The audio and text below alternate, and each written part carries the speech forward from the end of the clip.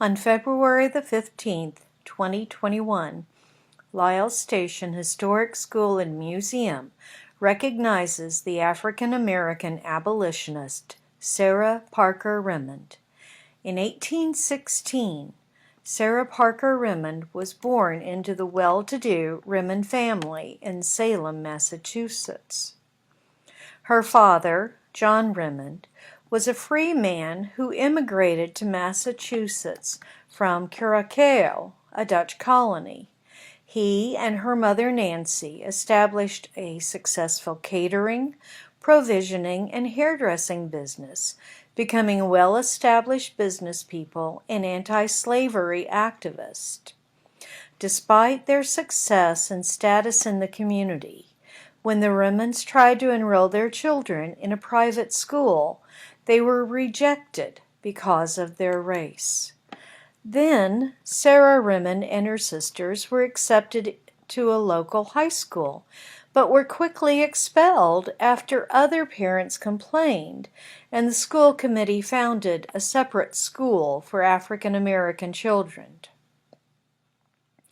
Remond later described the incident as engraved in her heart like the scarlet letter of Hester. Salem at the time was the center for the abolitionist movement, but while the African Americans were in theory free, equal citizens, they were often subjected to prejudice, abuse, and racism. For Remond, this affected her education. Remond recognized this injustice and spoke on how it affected her. Years have elapsed since this occurred, but the memory of it is as fresh as ever in my mind, engraved on my heart. The family then moved to Rhode Island, where they were once again refused admittance to the public high school.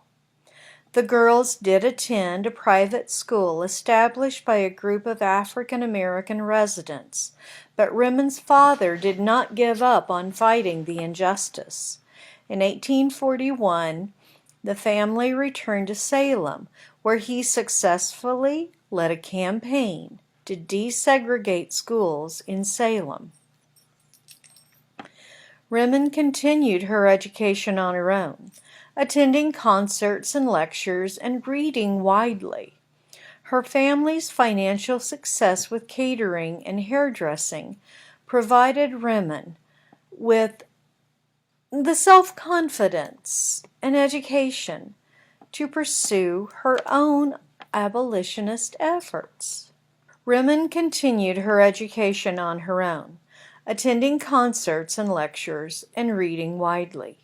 Her family's financial success with catering and hairdressing provided Remond with the self-confidence and education to pursue her own abolitionist efforts.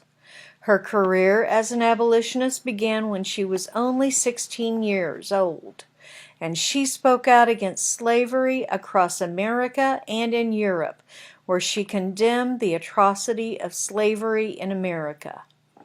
Remond credited her mother Nancy for her strong beliefs, as she wrote to a friend, "While our mother never excused those who unjustly persecuted those whose only crime was a dark complexion, her discipline taught us to gather strength from our own souls, and we felt the full force of the fact that to be black was no crime."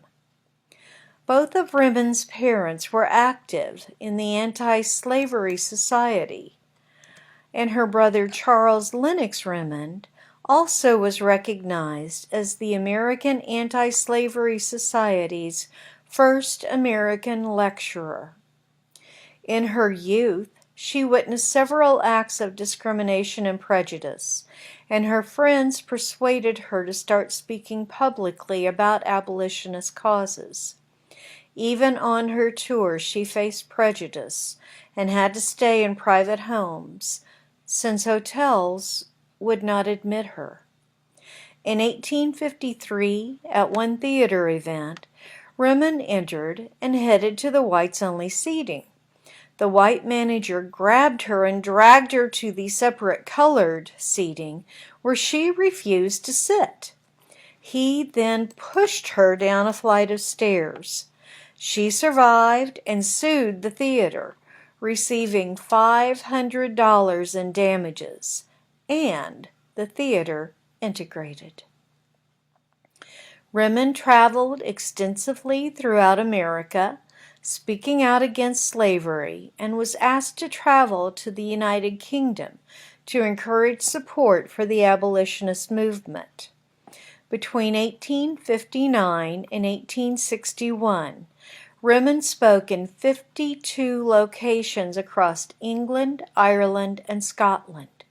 Speaking in 1859 in Liverpool, she declared, "I appeal on behalf of 4 million men, women, and children who are chattels in the southern states of America, not because they are identical with my race and color, though I am proud of that identity, but because they are men and women." After her first year, she enrolled in college in London while continuing her lecture tours.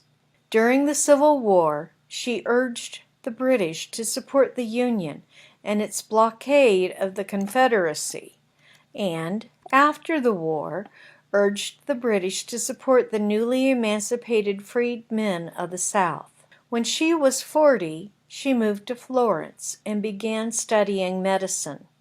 Human rights activist and former Underground Railroad conductor Elizabeth Buffum Chase described Remond as a remarkable woman, and by indomitable energy and perseverance is winning a fine position in Florence as a physician and also socially.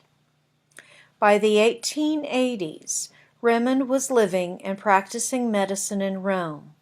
She was a close friend of the African-American sculptor Edmonia Lewis and entertained Frederick Douglass and his wife when they toured Europe. The Douglasses were friends of her parents, participating in anti-slavery efforts. Remond died in Florence in 1894 at the age of 79 and was buried in Rome, where, in 2014, a memorial plaque was put up in her memory. Sarah Parker Remond challenged the perception of women as submissive victims of slavery and segregation, and her significant contribution to progress and emancipation paved the way for radical change.